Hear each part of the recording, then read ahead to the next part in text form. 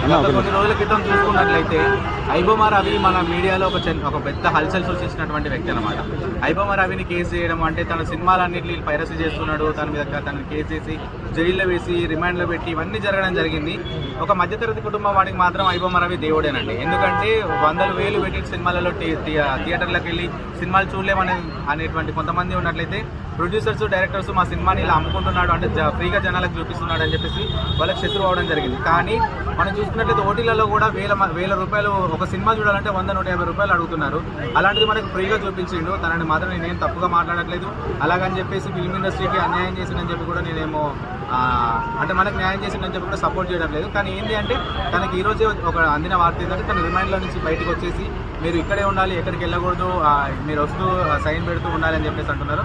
కానీ ఇక తనను వదిలేస్తే మంచిది అనిపిస్తుంది. ఎందుకంటే తను చేసిన తప్పేం లేదు. అలాంటి మరి ఐబొమ్మ రవిని పట్టుకున్న తర్వాత సినిమాలు ఏమైనా ఆగిపోయినాయా మనం చూడట్లేదా? ఇప్పుడు మొన్న వచ్చిన సినిమా కూడా మనశంకర వరప్రసాద్ కూడా ప్రతి ఒక్క సినిమా మళ్ళీ వస్తూనే ఉన్నాయి, మూవీ రూల్స్లో వస్తున్నాయి, వేరే వెబ్సైట్లలో వస్తున్నాయి. వచ్చినప్పుడు చూస్తూనే ఉన్నాం కదా.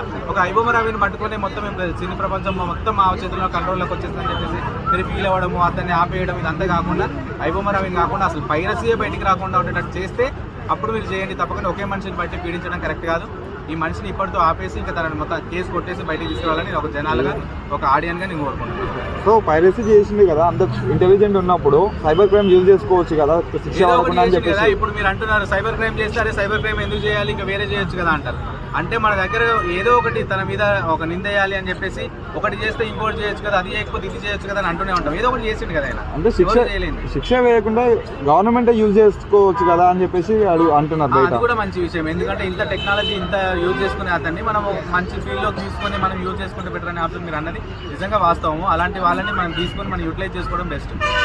దీనికి కారణం సినిమా టికెట్లు రేట్లు పెంచడం కూడా అంటున్నారు కదా, ఇట్లా పైరసీ చేయడం. అంతే కదా మరి. సినిమా టికెట్లు మామూలు ప్రజలు ఎవరు చూడగలుగుతున్నారు? ఒక సినిమాకి వెళ్ళాలంటే ఒక మనిషికి 1000 రూపాయలు అవుతున్నాయి. ఎవరు పెట్టుకోగలుగుతారు 1000 రూపాయలు? ఇంతకుముందు గతంలో చూసినట్లయితే 100 రూపాయలు 150 రూపాయలు వచ్చిపోయేది. ఇప్పుడు పాప్కార్న్ రేటే 350-400 పెడుతున్నారు. పాప్కార్న్ కూరగాయలు తీసుకోవాలంటే భయపడాల్సి వస్తుంది. చిన్నపిల్లల్ని తీసుకుపోయి సినిమా థియేటర్లో కూర్చోబెట్టాలంటే వాడు ఉట్టి కూర్చుంటాడా? మనం అంటే అన్ని నోరు అన్ని మూసుకొని కూర్చుంటాం. వాడు ఉట్టి కూర్చుంటాడు. పాప్కార్న్ కావాలంటే కోక్ కావాలంటే వాటికే 1000 రూపాయలు వచ్చిపోతున్నాయి. సినిమా మొత్తం ఒక ఫ్యామిలీ వెళ్తే 5000తో బయటికి రావాల్సింది. మనకి వచ్చే జీతాలేమో తక్కువ, వాడి సినిమాలకు చూడాలని ఆశలు ఎక్కువ. సినిమాలకు వెళ్తే డబ్బులు మొత్తం ఖర్చు అయిపోతున్నాయి. సో దీని విషయంలో మరి నిజమే కదా ఐబొమ్మ రవి చేసినటువంటి విషయాన్ని అయితే సమర్థిస్తున్నాను.